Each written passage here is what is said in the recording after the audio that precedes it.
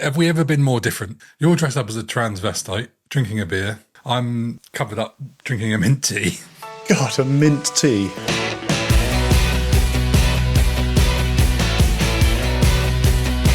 Welcome to the Rewind Classic Movies podcast about 80s and 90s movies we probably saw as kids, even if we weren't old enough to fully understand the adult themes. I'm once again GB, and once again with me is once again my co-host, AJ. Yes, AJ, for your sweet transvestite / transsexual needs. Although I like the fact that you said that this is a podcast about 80s and 90s movies. This is what, 75? We've gone a little bit back in time. We've broken the rules already. I like the fact that you've not dressed up at all. And I've gone all out. Also, big shout out to Olive, who did all my makeup. Well done, Olive. You've done a great job on making him look like one of the members of KISS. The movie then, based on the theatre production The Rocky Horror Show by Crystal Maze host Richard O'Brien, who wrote it when he was an unemployed actor during a cold winter in London. The Rocky Horror Picture Show was made for $1.4 million. And despite initially getting negative reviews and struggling to break even after its first year, it would eventually go on to not only become a cult classic, but also make over a bonkers $160 million along the way. It holds the record for the longest theatrical run in history, and in 2005 was selected for preservation in the United States National Film Registry by the Library of Congress. So AJ, tell everyone your history with this movie and what it means to you.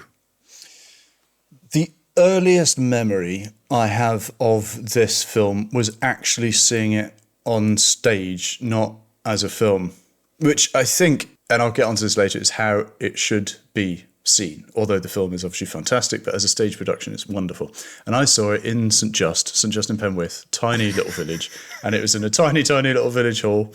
I don't know how old I was, but I wasn't old, and I remember my parents taking me to see it. Everyone was dressed up, and that's what I took away from it, was everyone had come dressed up, and we're just like, I don't know, dressed normally. My mind was blown. I always remember that bit. Hang on, how old were you when you saw this? I don't know, like 11 maybe. Your parents thought, we'll take our 11-year-old to watch this film where everyone goes up and dresses like the movie. I don't know if they knew, to be honest. I thought it was I don't think they knew, to be honest with you. I don't think that that's what they were expecting, and that's great, because it's had this... I mean, look what it's done to me. Look, I'm fucking corrupted, let's be fair. I mean, you dress like that 5 nights of the week. I mean, I do. I mean, this is, you've shared many a stage with me. You know what it's like. This is more clothes than you normally wear on stage with us, to be fair. It is, in fairness. So this was an amateur production. This was not any professional production? No, I think it was definitely amateur hour. But it was just brilliant. I just remember all the songs. I remember the audience getting involved in it. It was just like a pantomime. It was so panto and it was so ridiculous and so overboard. And it's like, I love this. I absolutely love this. And I don't remember when I saw the film for the first time. It's always just been there in my life, if you will, you know? What about you? Well, you know, have you ever seen it before? I've never seen it before. Brilliant. And I think I also get it slightly mixed up with Little Shop of Horrors. I can see why. Yeah, very I've similar never seen vein. that either. Oh my God, have you not? No. But in my head, they're the same film. Before I watched it for the first time yesterday, I thought of it as just being this bit of a weird, quirky movie that would probably not be something I enjoyed. Most of the things turned out to be true, but we'll get into what I thought of it later. So let's talk about the start of the movie. Even the start of the movie, the 20th Century Fox logos come up, and it's even theatrical with the music that's over the 20th Century Fox logo as well. It's not the straight 20th Century Fox music at all. It's great.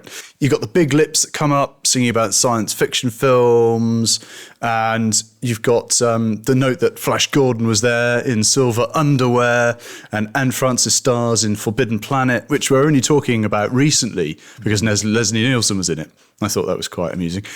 Did you know the whole song was sung by Richard O'Brien? I did know that because I Googled it. How about that?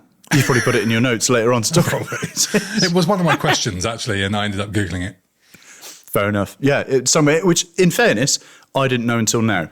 Which, you know, super fan. I literally had no idea. I didn't realise that. This could be like you being a super fan of Star Trek all over again. I know, it's just going to be a fucking train wreck, let's be fair. It's my life. Lips, the Lips That Are Moving of Patricia Quinn, who was one of the actresses alongside Riff Raff. Magdalene? Yes, yeah, absolutely. You've got the wedding then, and Tim Curry's the priest at the back when they're taking the photograph. O'Brien's on his left. It's a shot of that American Gothic painting, which also crops up later on when they go to the house. On the side of the car, it's like, wait till tonight, she got hers, he'll get his on the car. There's so many adult jokes that I know that it's very adult themed, but actually I'm really watching it now to sort of analyse and talk to you about. And you really, really even notice it more. Oh, yeah, this is actually quite adult, isn't it? You know, a lot of this detail that you're talking about, I think I missed because at this point early on, I'm going, what the fuck is this movie going to be? I was sort of overanalyzing, wondering what the hell's going on. Oh, brilliant. It goes straight into, damn it, Janet. And it's just so much fun.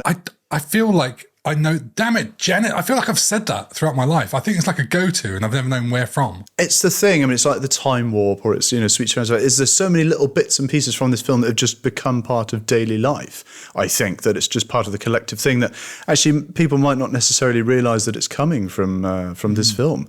Damn it, Janet. If anyone says today, like someone says, damn it, I'll say, Janet, just because it's a thing that you do. They're back in the church and they're all dancing around because she's about to get proposed to, and they're prepping for a funeral and they're singing about getting engaged, and it's just like funny little things like that. Suddenly, bam, Blofeld is there with a sexy cigarette.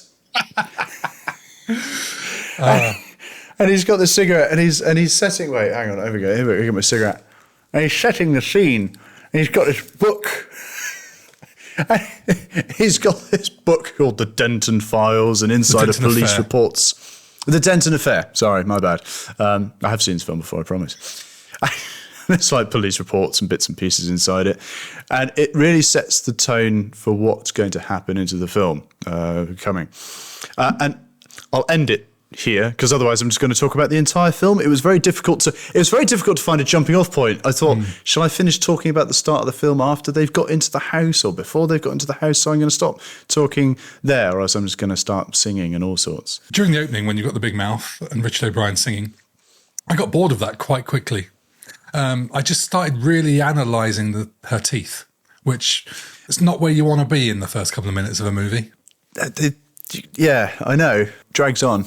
However, when we get to the wedding, I really did enjoy seeing the 70s. It was authentically the 70s, which sounds weird, but it was really nice. Like, it's not a sci-fi movie that was filmed in the 70s. It's not an 80s or 90s movie that's trying to look like the 70s. This is just the 70s. Nice old cameras that I was analysing. So I thought it was nice. And then we see that guy who looks exactly like Tom Felton from Harry Potter, Malfoy or whatever his name is. So, I don't know. I've not seen the any of guy at the start of the wedding. Anyway. Oh, the guy who's actually getting married? Yes. Ah, right, okay. Draco Malfoy? That's him, yeah. He's getting married at the start of Rocky Horror. Check me out. Yeah. Then Brad does some terrible acting. At the point I just went, this is terrible acting. I don't know now, having seen the rest of the film, if that's just deliberate. Yeah, exactly. Yeah. I think it is because, we'll talk about him as an actor later, actually. It might be that it's camp, rather than trying to actually act as a film actor. And you've mentioned the book and Charles Gray. I just went, it's Blofeld. It's Blofeld. Yes. Why is Blofeld here? Why is he telling me a story? But I really liked that setup, and with the book and with all the police stuff, I thought, okay, now I'm intrigued. Some shit's gone down. Mm-hmm. What's this about? Mm-hmm. That hooked me in then. He's one of my favourite characters throughout the film. It's just, he's great throughout the film. He was constantly surprising. We'll talk about him more in a minute. But let's talk about how the movie came to be, and over to you for this one. All right, I'll do the background for a change because I do get the feeling I have a lot more to say about this film than you do, or at least I've got more positive things to say about it. This thing, where's your mug? I know, I've forgotten the Rewind Classic Movies mug today. I went for the more gender fluid mug. I'll give you that. Pink and the blue. Yeah. So this thing was never really supposed to become the cult movie of all cult movies. It started life as like a fringe stage show written by Richard O'Brien of the Crystal Maze, and somehow it worked. The film adaptation came together way faster than you'd expect. It premiered in 1975, just 2 years after the stage show had its debut. It was directed by Jim Sharman, who also directed the stage show. Most of the original cast came along for the ride, including Tim Curry, which brings us nicely to the casting. Tim Curry. I did not know going into this that this was his first film. What an introduction as an actor. I mean, he looks amazing. He's big, he's bold, he carries himself so well. His makeup is just like yours. It's on point. He not just acts superbly, I mean, he sings superbly. He's just got all of the everything you could possibly want. And every time I see this film, it's just brilliant because of how Tim Curry is. It's just, he carries the whole vehicle. It's superb. He nearly didn't get the film role, though. I mean, he was doing the original stage show. He was one of the original sort of cast members on the stage show. But the studio wanted someone bigger, like Mick Jagger. And apparently, David Bowie was also floated at one point. Oh, I can see that. Yeah, totally. I mean, it's absolutely a sort of Bowie kind of role. And a thing I was researching, which I had no idea about, is he released 3 rock albums. Who? Which Tim Curry? Tim Curry. Yeah, he's released 3 rock albums. I have not listened to them, so I'm going to make it my mission in the next couple of weeks to listen to them because I drive a lot, I fly a lot. In my car or on the plane, I'm going to listen to them because they're probably going to be good because he can sing. You know, he started out as a singer. So are we saying he released the albums before this or after this? No, after this. Right. After this. A bit like Steven Seagal did, you know, but I bet they're better. And here's this, right? It gets better. Grew up in Plymouth. Curry? He's a fucking Janner. He wasn't born there, in fairness, but he grew up in Plymouth. How about that? He explained that he decided to play Frankenfurter with an English accent after listening. Oh God, don't. Just don't. If you don't like it, it's fine. But God. Why Frankenfurter? Why not? Because it sort of feels like it undermines the whole fucking thing. Doesn't the makeup and the campness about it all? Do you know, the Frankenfurter might be the worst thing about this movie. I think it's great because I like the Frank-Furter. It's just He decided to do it with an English accent after listening to an English woman say, "Do you have a house in town or a house in the country?" And decided, yes, Frankenfurter should sound like the Queen. Yeah, I mean, I just think you got all this movie with these very adult, challenging themes that are breaking down boundaries and doing all this incredibly grown-up stuff. And then you've got a bloke called Frankenfurter. I can't help but feel it undermines it. Anyway, that's the least of the things we need to talk about. Susan Sarandon. This is the first time I've seen her as a young woman in a movie. And actually, I thought to myself, I haven't really seen her in much at all, but I know she's a legendary actress. Yeah, I also had to ashamedly look up some of the films she was in, apart from Thelma and Louise, which I also took a vague guess on. I had no idea about any of her other films. Which is of Eastwick. Yeah, absolutely. That's a great film. I remember watching that. Enchanted, which I think was kind of fun, and I've seen with the kids when they were younger. Disney thing. Lorenzo's Oil, which is horrifically sad and beautiful, and many, many films. She's won an Oscar. Oh, she's done loads. She's huge. Loads and loads of stuff. Yeah. And she's great in this. She's wonderful in this. She's wonderful. I love how she gets turned. But her character it's great. Her character just goes with it so wonderfully. It's brilliant. Is she the only person in this film that has a character arc? Oh, yes. I like it. I reckon you're right. Yes. She does, doesn't she? She comes in as one character and comes out a completely different character. Everyone else more or less stays the same. There's an argument for Frankenfurter. Brad's changed a little bit, but she totally changes her perception completely. Whereas Brad, whereas Frankenfurter, he just gets knocked down a few pegs. Well, if remember, Tim Curry, my main memory of him is in The Worst Witch. Do you remember that? I don't. TV series about the book. That was one of my overwhelming childhood memories. Anyway. My biggest childhood memory was obviously Home Alone, and he plays the concierge in a hotel. Home Alone 2. That's the one, yeah. I was trying to explain lost to my in New partner York. who Tim Curry was and why he was such a big legend, and that ended up being my number one point of reference. He was in Legend. Yes, I was going to say that, and then I realised I think she was too young to remember it. Anyway, Richard O'Brien, we've both already joked about him being the host of the Crystal Maze, which he was. But to be fair to the bloke, there's far more to his career than just that. But to us kids who grew up in the 90s, that was him. He was brilliant in that role. It was. I mean, God, we did. I mean, fully grew up. I mean, it was compulsory watching. I didn't really care about the competition. I watched it for O'Brien. I did. And like his mother and stuff that was going on. It was just brilliant. It was so fantastic. I couldn't care less about you getting your crystal balls, mate. I just want loads of O'Brien just faffing around in the corner or tick-tock, tick-tock. You know, It's brilliant. I mean, I had brilliant. no idea that he was this talented to be able to write the screenplay or all the musical stuff that he's responsible for. It's nuts. Talented guy. And I'm thinking he must be quite well off now. I mean, this has done, what, 160, you said? 160 million. I don't know what the deal was. God knows. God knows. The longest running theatrical release. Oh, it's fantastic, isn't it? I'll take a percentage of those profits. Totally, even if it was 1%. Quick question for you about Richard O'Brien. I know you're the super fan, so I've got things I'll ask you. Is that his own hair? I don't know. Because it's bloody good. If that's a wig, that's pretty good. It is. The thing is, I mean, classically on the Crystal Maze, he was bald, right? And in Flash Gordon in 1980, he was bald. So I wouldn't be surprised if perhaps it was his own hair, but also quite long. You'd have to be growing it out for quite a long time to get. I would imagine wig, though, but very good. And does he sing on the Time Warp? Yes. Excellent. Yes. Yeah, I mean, part of me was thinking, is that Richard O'Brien or is that MeatLoaf? Because he's got some raspy little throat action going on there. Absolutely. Absolutely. No, that is him. I had to look it up as well, but yeah, that's him singing. He was in a film called Shock Treatment, which was also directed by Jim Sharman, which we will be visiting in my first ever Fast Forward. Excellent. I look forward to that.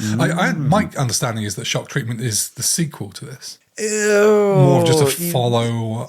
Brad and Janet are sort of in it. I've not ever seen it. I don't know anything about it apart from what I read today on the internet. Is Susan Sarandon back in it? Brad and Janet are in it. I don't know if Susan Sarandon is. So the characters are, whether it's the same actresses and actor and actress, I don't know. We'll find out. You'll learn as much as I will. Yeah, it's quite a nice little deep dive adventure doing those fast forwards. Yes. Now, MeatLoaf. I bloody love MeatLoaf, the singer. The musical similarities that started creeping in throughout this film had me hopeful. Some of the early vocals had me concerned. not just MeatLoaf, but generally everybody. Now, MeatLoaf, I understand, was in the original theatre production in LA, which I can see. He's brilliant at that kind of thing. But he looks so young in this. I don't know how old he is. That kind of look and the motorbike thing would kind of define a lot of his career. Now, talking about him being young, he was working on Bat Out of Hell with Jim Steinman while this was being made, or around that time, right? But Bat Out of Hell won't come out until 1977, so 2 years later. 2 years later, right. I mean, to think, that's the same MeatLoaf. That's not, because I don't know, I see MeatLoaf as, slightly older than that, maybe 10, 15 years older than that, maybe slightly bigger than that kind of thing. I was shocked at, every time I've seen, I know I've seen it many times, but every time I do see it, it's like, God, yeah, he is fucking young. Yeah. It's such a great song he's got, though. The rock and roll number, and he does this sax solo, and he's kicking the camera on the floor. It's so good. It's so good. He also has a really unnecessarily unexpected gruesome death. It's brutal, man. I mean, it's awful. It's about nowhere. It is horrible. I don't enjoy it, I must admit. I'm expecting it every time, and it never gets any better. It's like, oh, really? And then obviously later on at the dinner table, and like, oh, it's a bit of a tender subject. It's like, oh, God. I mean, it's quite gruesome, apart from the camp comedy, obviously. It's like, it's quite dark, actually, Family viewing. Charles Gray. Yes. I think we've said everything that we need to say about Charles Gray, haven't we? Pretty much. I know him as Blofeld. You know him as Blofeld. It adds a level of class to this. I started to respect the film when I started to see him. It's straight. It's a straight guy explaining the wild, wacky activities that must have been going on in this part of the world. But I absolutely love the fact he gets involved with the dancing and he pulls down that flip chart. Don't you put your hands on your head? And it's just brilliant. I love it. I love it so much. I made a note that said, I did not expect to see Charles Gray narrating the time warp. And then I had to scrub that note out. Right. Did not expect to see Charles Gray dancing the time warp. It's great, isn't it? It's so much fun. Dear. Talk about Peter Hinwood. Right. Because I'll be honest, Peter Hinwood. I've got nothing to say about him. Just sort of, he's like the title character and it just sort of did nothing for me. No comment. Right, okay. I mean, Peter Hinwood, obviously as Rocky Horror, Christ, he's chiseled as fuck. I mean, let's talk about washboard abs, shall we? That's a wow, good for you. Even more defined than Arnie, even though he's not the size of Arnie, and I'm talking Terminator Arnie, or I don't know, Mr. Universe Arnie. He was a model. He did some very, very minor sort of film work, and then went on to be an antiques dealer for the rest of his life, which is the most rock and roll thing in the fucking world. It's like, he probably made more money than that acting. I bet. He said in some interviews later on that he was always cringing when he saw himself on TV. I think he occasionally came out to some, I don't know, like events or not Comic Cons, but you know what I mean? He came to some events occasionally later on. And he did actually find his gold hot pants, and he sold them at some point, probably at his antique shop or whatever. But I don't know, what a guy. I had to give him an honourable mention because, title character. Because in a way, like, he should have gone on to have a huge career. The title character of a movie like that, looking like that. When you look like that, holy God, because it's not like, Arnold Schwarzenegger could act, let's face it. You hire him for one reason. So I didn't know much about where Peter Hinwood came from, didn't know much about what happened to him afterwards. Speaking of which, the director, Jim Sharman, where did he come from? Where did he go? Where did he come from? Cotton Eye Joe. I didn't know much about him going into this. I will do more about him in Fast Forward, I think. I had a quick look, and it's largely theatre. It is. Let's talk about visuals and VFX and stuff. I love the colour of this movie. I love just the look of it with the film grain. Obviously, it's shot on film. It just looks beautiful. That wedding scene looks good. And when they go to the castle at the start, and you get the night shots of them walking, they are beautiful. And to have shot that on film and have it looking that good. Some of the sets look incredible, especially the lab, the colour, like the structure and everything of it. It looks amazing. And I'm thinking to myself, God, this is a bloody lovely looking movie. Then I realised the cinematographer for this was Peter Sosicki, who did, ding ding, Empire Strikes Back, the best looking Star Wars movie out there. I knew this was coming. Yeah. I found that out today as well. I bet Gareth will say something about that. It does have terrible lightning. Anyway, this is 2 years before Star Wars, but the lightning was shocking. It was. But Shocking. There was zero budget. You know, do it again. The lightning was shocking. It was shocking. Oh God, for fuck's sake! I've had a few beers. All right, do you want to do it again? The lightning was shocking. Oh my God, that's such a terrible pun. Oh God. But they had zero budget, in fairness. And also it's an homage to B movies and Hammer from the 30s, the 40s, the 50s, etc. It's not meant to look like fucking Star Wars, you fucking purist. Even though, it had the guy from Empire Strikes Back, but, they didn't have the budget. It was supposed to be as camp as Christmas, that's how it is.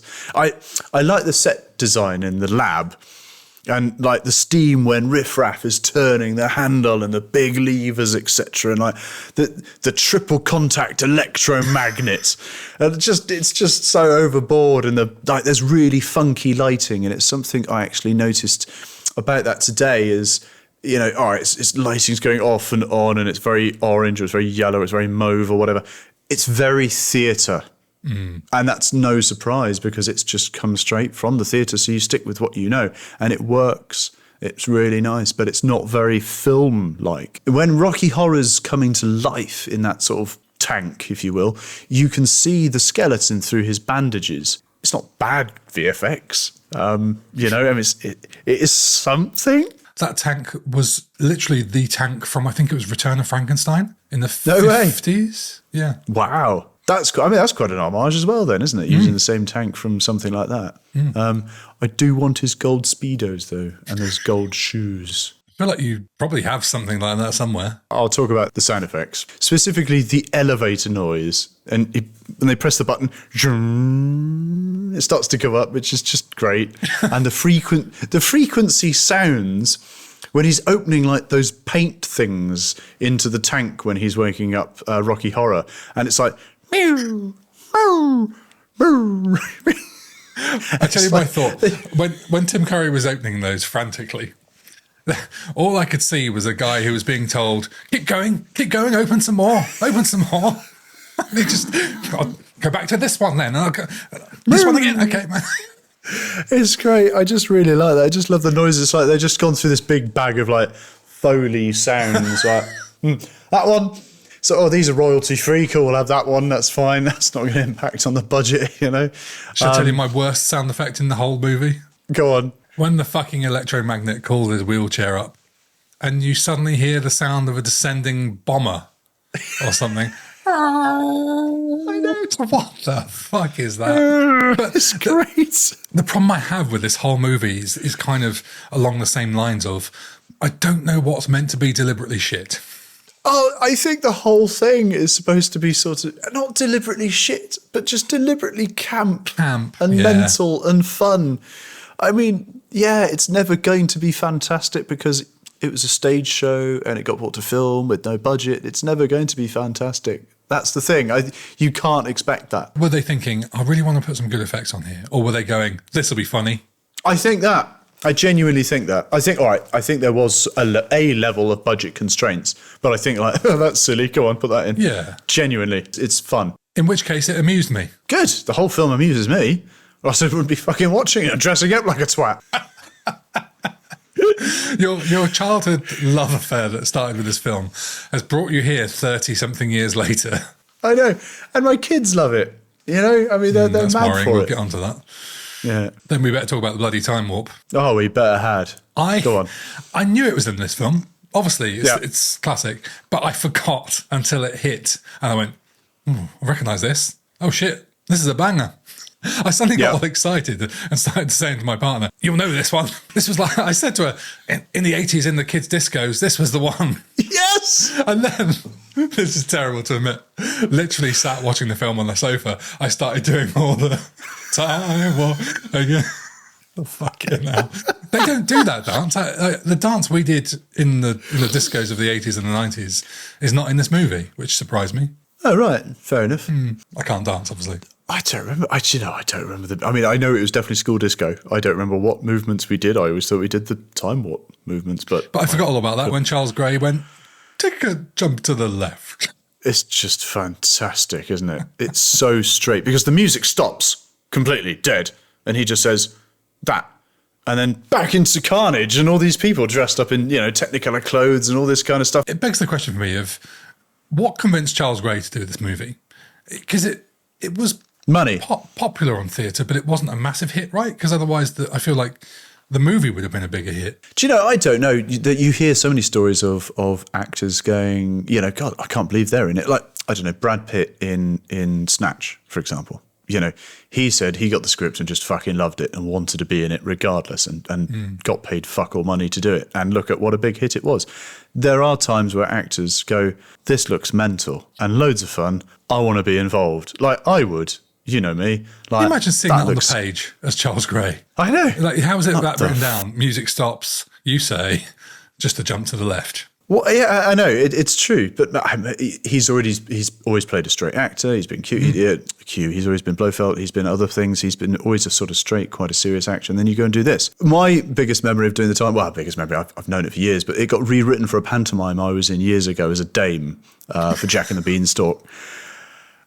And it's just so much fun. I love doing it. There's a video of me somewhere. I mean, I was about 23 or something. I was a lot younger than I am now. And there's a picture of me doing the time walk dressed as Jack's mum with like a huge dress and massive tits. I've got balloons under my dress and I'm doing the time walk and I'm talking like this. It's a very naughty boy and all that crap. It was great fun. I make an amazing dame. Washed up dame. Washed up dame. Washed up dame. And here's the thing. I bet if you said to a selection of people on the street, you put your hands on your hips, they would say, you bring your knees in tight. even if they don't know the film at all. Everyone knows this song, right? Well, funnily enough, I learned something from this, watching this movie. I never knew all this time that the words were, it's a pelvic thrust. No way. Wow. I don't know why you do the pelvic it thrust. It really drives you insane. I did have the subtitles on, it's fair to say. So nice. How you sing along. Yeah, that's what I was doing. Sweet Transvestite. How can you not love this song? I don't know what song that is. What? What? How does that go? Oh, it's after when he comes down in the elevator and he says, how do you do, I see you've met my faithful handyman. It's the introduction to Tim Curry. It's just such a realisation that this is you. It is. Everything I've known about you over the years now makes sense. Right? This is the thing. My whole persona is Frankenfurter. It is Freddie Mercury. It is a whole load of punk rock. And it's just not giving a fuck and absolutely just camping it up, darling. But it's such a great song. This is my favourite song, Sweet Transvestite, instantly. And how can you not hear this song and instantly not want to put on fishnets and slut drop on the dining room table while the in-laws are over for Sunday lunch, to be honest?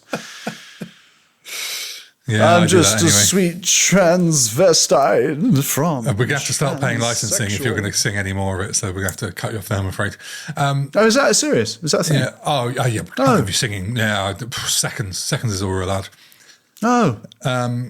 I tell you what I did enjoy. Transylvania. It's going to cost us a fortune. It's fine. I just don't want you singing, I'll be honest. I thought that might be it. Yeah. I mean, you might be telling the truth. I don't know.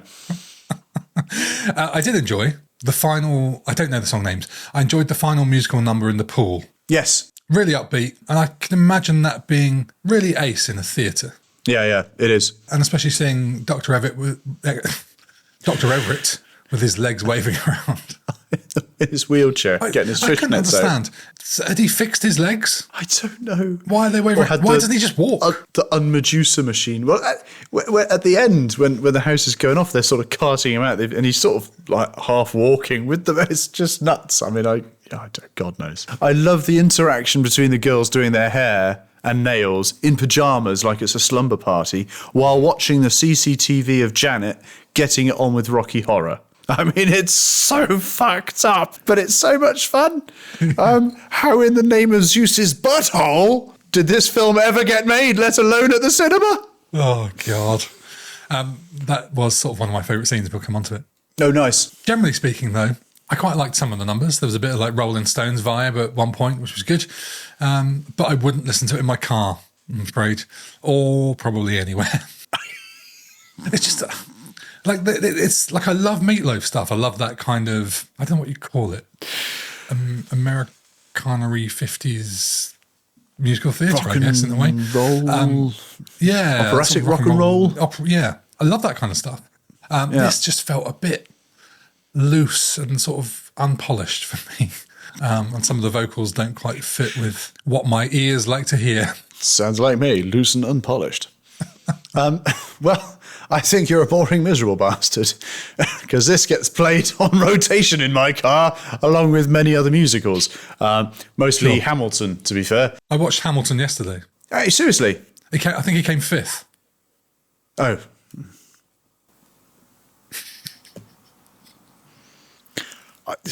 I've got nothing. I think that's my favourite joke of the podcast. I think I'll let you have that one because that's quite good, actually, because I was really excited then that you'd seen Hamilton and I really wanted to know what you thought about it. But now you're talking about the fucking Formula One. Dear. Let's talk about the things we want to talk about. Tell me about things, for fuck's sake. There's one thing we have to talk about. Yeah.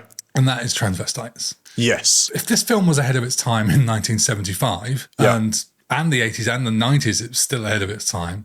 It's never been more of a current issue than 2025. We've slightly moved to transgender over transvestites, and I don't want to get into political discussion about it, but it's just very striking to me how this was 50 years ago. It's amazing. I love just how accepting it is as a film. It's beautiful. I love it. I can't get my head around how this would have been perceived back then. Because if it came out now, I can't get my head around how it'd be perceived now. I can't imagine that it would even... I mean, would it get banned? would it even be allowed to be opened in America or China or some, it's just, I can't imagine the it UK. at all. Or the UK. Absolutely. My dream is to play Frankenfurter. That's literally, and always has been my life's goal. I've ended up doing a lot of other weird and wonderful shit.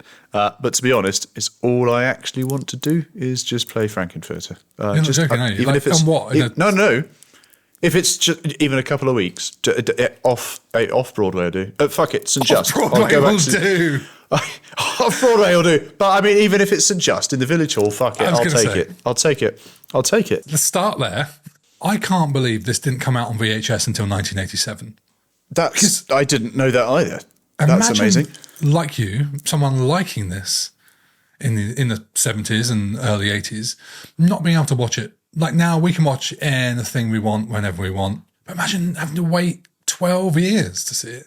Have you always noticed that when I pick up the phone, often I go, hello, hello, hello? Like a lot of British people do that. Okay, all right, fair enough. When Riff Raff answers the door, he goes, hello. Are you telling me that's where I do that? Are you telling me that somehow there's been a journey where that's filtered down to me? Maybe, I don't know. I just noticed when he opens the door, he goes, hello. Because it's very nasally. It's not how I speak at all. But when I say hello, it's always, hello, hello. When he opened the door and did that, my mind went to Noel's house party for some reason. Oh, God, that was amazing. I love Noel's house party. The car's broken down in Crinkly Bottom. Blubby, blubby, blubby, blubby. Oh, God. The spunk tank. That wasn't what it's called. What's it called? Gunge tank. Gunge. Or was that Mallet's Mallet? But join us on our other podcast, Rewind Classic British TV from the Very 90s. niche British TV. Christ almighty. It's a whole load of fun. Oh, There's dear. prizes to be won. I used to love that show. Speaking of family fun, you tell me that you watch this monthly with your kids and have done for a long, long time. Yes. Which I is do. quite disturbing because my partner described it halfway through as sexy as fuck when I told her that you do that. She knows where it's at. Obviously, while you're together. We do. It's one of our go-to films because it's silly and it's fun and you can sing along. And all right, it was only the last couple of years it's been introduced to the kids, but it's become a firm sort of favourite. Now, obviously, my daughter's getting really into theatre and musical theatre and all that sort of stuff, so she loves it anyway. My son loves it because, he loves everything that I sort of love. And I came back from work the other day, right? And I found my daughter with a load of her friends, and they were all sat on the sofa in a big sort of mess of, friends as they do. And they were all watching it. And it was at the pool scene when I'd walked in. It was at the pool scene at the end. And I was so proud. And I think it says something about the film today that it still holds the attention of a load of sort of 15-year-old girls that they're all watching it on the sofa, and they've all lasted the entire length of the film. And yeah, it's not for everyone. I know that. Are you not concerned about some of the themes in it for kids to be seeing it? I mean, it's hugely sexually suggestive, right? I know. And I'd say that's an understatement. But it's so camp that it's almost not. Right? I mean, yeah, it's an 18, I know, but I can think of lower class films that are more sexually charged, where, two people are having sex. Whereas here it's all... Yes. Two people having sex, for all of these people having sex. Yes, Dave! So...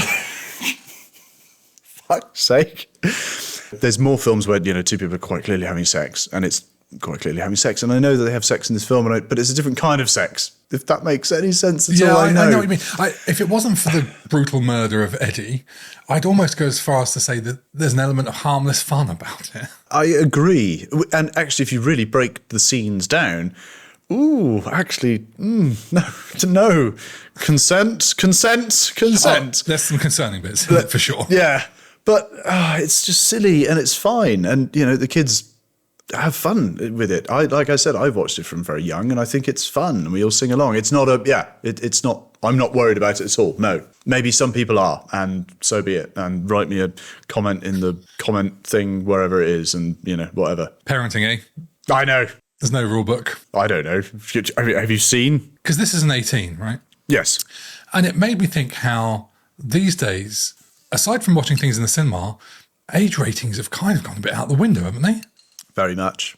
Or is it just our age? God, maybe it's our age, but I mean, it was law when I was, not law, obviously, but my parents' law. When I was growing up, you were 15 to see a 15. That was it, And if I was at my mate's house and I was 14 and we were watching a 15, fucking hell. That's a bottle of White Lightning, a pack of cigarettes right there, My mum took me around to look after our neighbour's house while they were on holiday or something and just plopped me down with a copy of RoboCop 2 when I was about 11. Wow. Yeah. There you go. Let's see a man get his chest cut open. Yeah. On stage, it's amazing, right? I remember I've seen it a couple of times on stage. I've seen it in a place in Gloucester as well. It's not the first I've owned it. I've seen it a few times on stage. It is really, really good. It comes across really, really well. You can get the whole cast on stage for those big numbers, and it's all fantastic. The lighting's wonderful. It's great. On film, it does feel a little bit constrained, I think, and you do lose some things. And I know that we're talking about the film here per se. We are. Well, I mean, what's a stage show between a film between friends, But it's wonderful because it's so immersive because you're also getting along and you're singing along and it's great. I can't wait to go. Bollocks. The wheelchair magnet thing, that's fucking mental. Absolutely mental. You get that airplane bloody sound effect and you're crashing through the wall and then you get Great Scott, which I had to Google Great Scott because obviously this is 10 years before Back to the Future. Didn't know that was just an old phrase that people used to say. Is it? Yeah, it goes back hundreds of years apparently. No way. I thought that was, I don't know, to be honest, I would have thought that was Back to the Future, but Back to the Future certainly made it, well, I guess, famous for our generation, at least. I love the narration by, Mr. Gray, as we said. But there's a specific part where he's talking about the dinner. And it's just the set design that's there at that time. There's a bottle of brandy on his desk and he's got this glass and he's caressing his brandy glass. And there's some photos on the table, some black and white photos of some people. And it's a nice desk. It's like an oak desk with a bit of leather on top. And it's just great design. Whoever designed the set there, it was just brilliant. It was just really, really well done. Let's shift along and talk about the end of the movie. And I'm going to let you be theatrical and talk about it. God, yeah. I mean, again, it's just going to go on for ages, isn't it? So, I'll go to the theatre. You've got the D Medusa machine, which is just nuts. All the cast, they get to sing to an empty auditorium. It's like some sort of mental fever dream. When Rocky's singing, that's not actually his singing voice. Oh. It's overdubbed by a guy called Trevor White, who was in the original production of the Jesus Christ Superstar, which was directed by, the director that we were talking about, whose name I've completely forgotten. Jim Sharman. That one that I'm going to talk about fast forward. Brad is crap in heels. He can't walk at all, and he's singing about his mum. And then it cuts to his monologue song, which is basically more camp shenanigans. And then you get these industrial blowers that clear out all the smoke, and they're in a pool, and it's the song Don't Dream It, Be It, Don't Dream It, which is a great song. Then there's some sort of like water polo orgy. Doctor, he gets his legs out, he's sitting in his wheelchair, he pulls his fucking, he's got, look at my legs here. And it's just nuts. And then when they're on stage doing the big rock and roll number, when they get out of the pool, it's so wonderfully unchoreographed. It looks like they've spent half an hour figuring out who's going to do what, and fuck it, go on then, do it. Which is weird, because having come from a stage show, this should be fucking nailed on, right? That's the thing. I don't think it should be nailed on because the whole thing falls to pieces if it's nailed on. I don't think it should be nailed on. I think it needs to be loose and shit because that's the whole point of it. I really think so. Oh shit! Stop! It's Riff Raff with a fucking ray gun. And then I loved how he came back in that alien garb. I know. And magenta with the shock of hair, which is so sort of 40s, 50s sci-fi kind of hair, that kind of alien hair. And then he's like, wait, let me explain. And then there's another monologue song.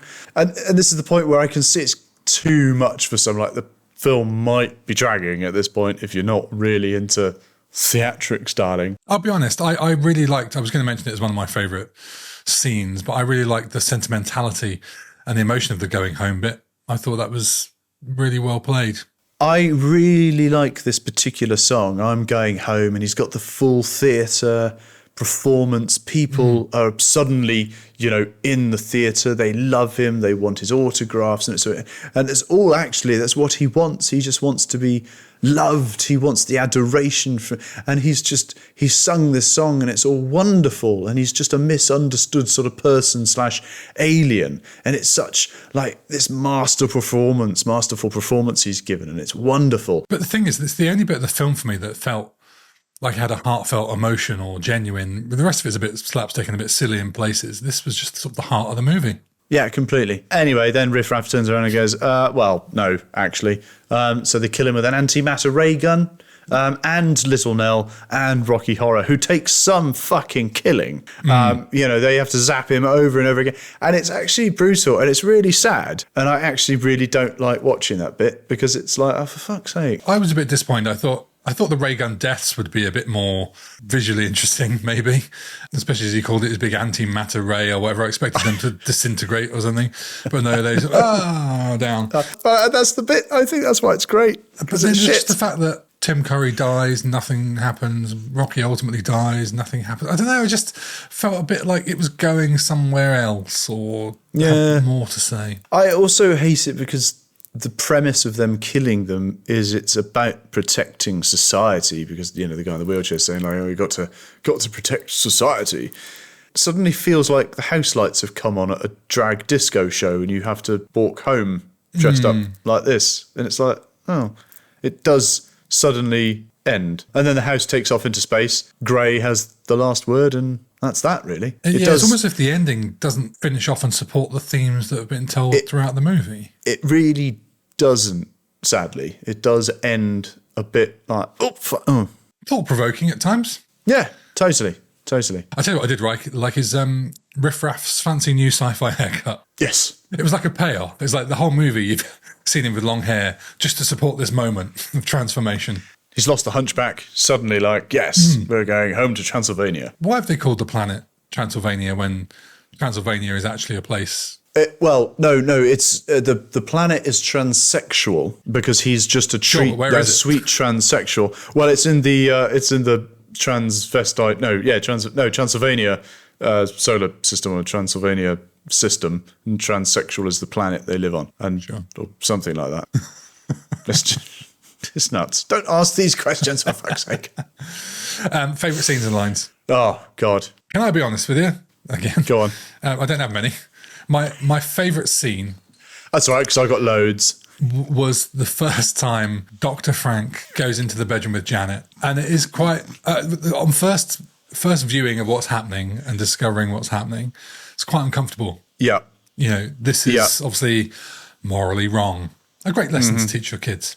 Don't impersonate another person to get your end away with someone you fancy. If you want me to have a word, mate, just let me know. However, when it happens again, exactly the same with Brad, I did find it really quite an amusing play on the themes of gender fluidity and all that sort of stuff. The way it was done, I think Tim Curry is key to it. I think the way it was directed, the way they absolutely nailed the exact same words, lines, motions. Yes. Excellent. And not to make light of the seriousness of the deception in the bedroom, but the way they executed it, I sort of enjoyed it and I had a chuckle about it. It could have been very different or it could have been very wrong if you'd gone one way or the other too much. I think it got done very, very well. Yeah, absolutely.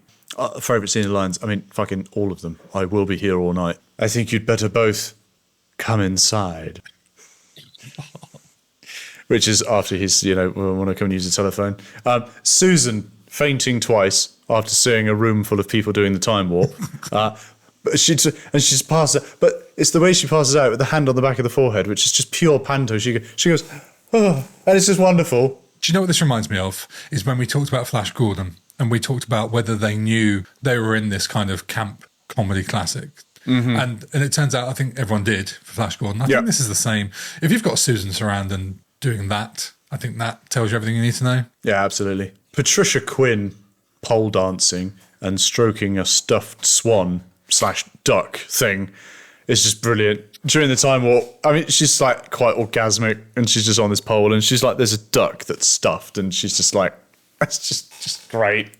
There's fucking legs everywhere. Like throughout the whole film, there's a lot of legs. Like men, women, it's just legs. Everyone's got their fucking legs out. The time warp chorus line is totally out of time in the dancing. Again, it's another one that looks like zero rehearsal, which I absolutely love and I think is brilliant. There's a wonderful line where Brad says, "They're probably foreigners, Janet, with ways different than our own." It's great. It occurred to me that Rocky Horror is basically Flash Gordon. I think that's fair in his pants. Why is he called Rocky Horror? I don't know. That is his name, though, is it? Horror is his surname.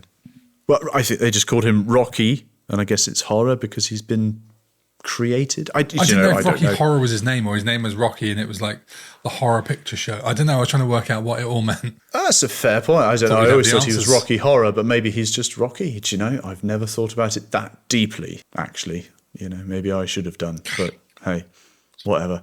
In the lab, the David statue has red nail varnish and red lipstick. It's just great. That. Again, little touches that are just very funny. Along those lines, when he turns them all into statues towards the end, suddenly they're all naked. And you get cock and balls, titties and bush. It's great, isn't it? It's great. Oh, man. Also, I'm sure I meant to mention this somewhere. When they go into the house and they end up stripping them down, Brad's package. Yes. Or is it because he's pulled his pants right up tight? I wasn't planning to get into the explanation of why it looks like a hell of a package, but it does look like a hell of a package. And then when he gets turned into the statue, I had a little quick peek and went, does that represent? And I think it does.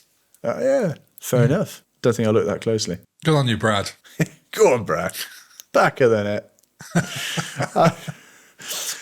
I love the line. You were just talking about this earlier. What have you done with Brad? Nothing. Do you think I should? Yes. And then into the other bedroom. What have you done with Janet? Nothing. Do you think I should? Yes. Excellent. That was brilliant. Great lines. Again, this will be the last one, all right? There's another scene where Janet's been found to be, with Rocky, getting it on. They've been doing the fornication. I know what you're going to say. And there's just this round, like, Janet, Brad, Doctor, Scott, Janet, Rocky, Janet, Rocky. And it's... Shall I tell you what it reminded me of? Go on. Those Austin Powers jokes that go on too long. Yes, all right, yeah. But I did chuckle. It is funny. That'll do. That's it. That's for me. That's plenty. Trivia and deleted scenes. I got a couple of bits that I went into. This movie was shot partly at Oakley Court, a Victorian Gothic mansion in England, also used in the Hammer horror films. I didn't know that. That's cool. That's a nice homage. I got some good Hammer horror vibes from this. Yep. Quick one about Susan Sarandon. Obviously, she's largely not wearing any clothes in most of the film.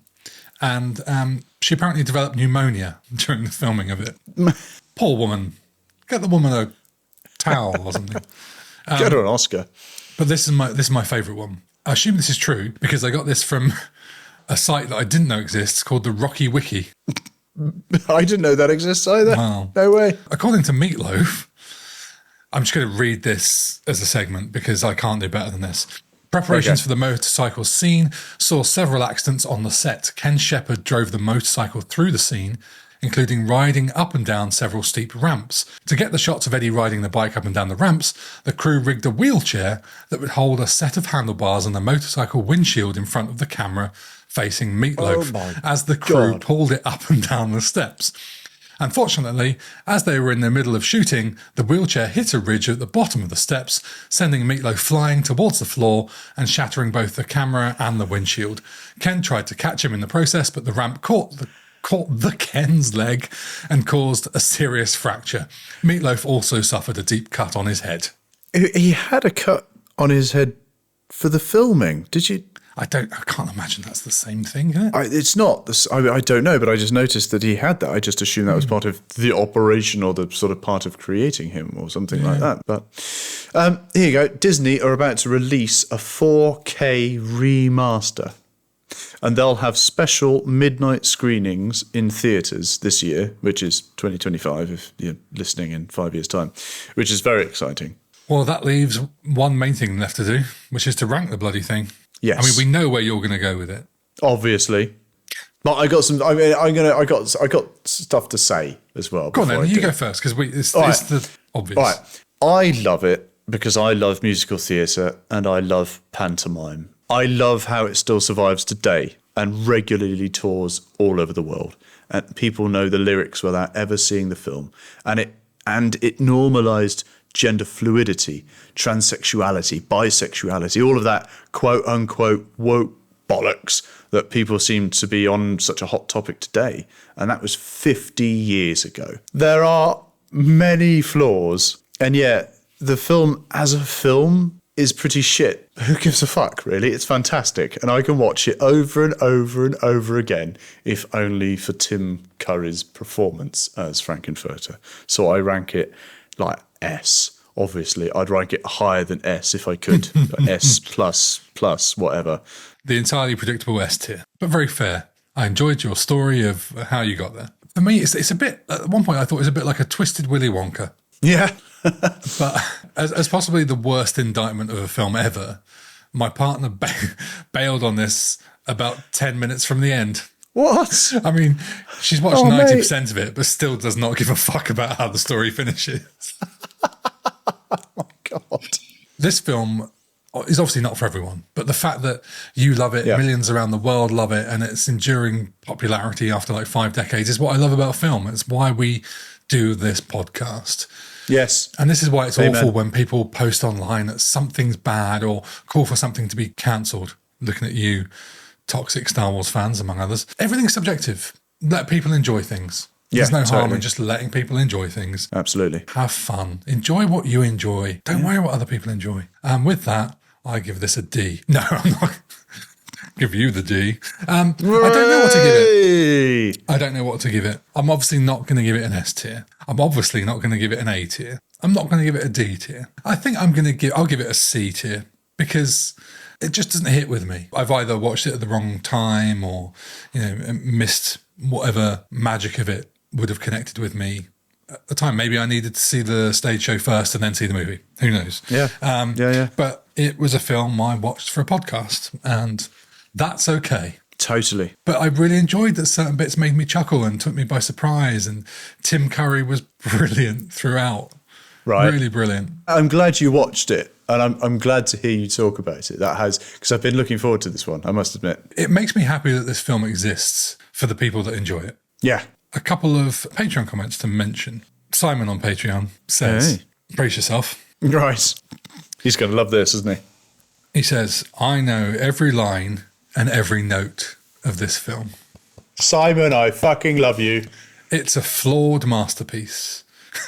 And between this and Muppets Treasure Island, Tim Curry must be considered one of the greatest musical actors of all time. Oh, God, absolutely. This might be the one that needs more appreciation than analysis. I like you, Simon. You can stay. And then we had one more, which was from Kat. If I can find it. I can't find it because the story's died. I can't find it. But Kat basically said S tier. Excellent. Fantastic. See, these are the people that know where it's at. Gareth, I'm sorry. You just don't get it. I mean, look at me. Look, it's 1:45 in the morning. I've got to get up to work. I've got a meeting with HR at 9 o'clock tomorrow morning. Currently, I'm dressed like Gene Simmons. I've got a pearl necklace on. I've got a fucking waistcoat on. I've got to take this off, go to sleep and wake up and take tomorrow very seriously. But here we are at 1:45. This is the dedication. Right. Thank you very much to everybody for listening and for supporting the podcast up until this point. I think sometimes we can forget to say thank you. So thank you.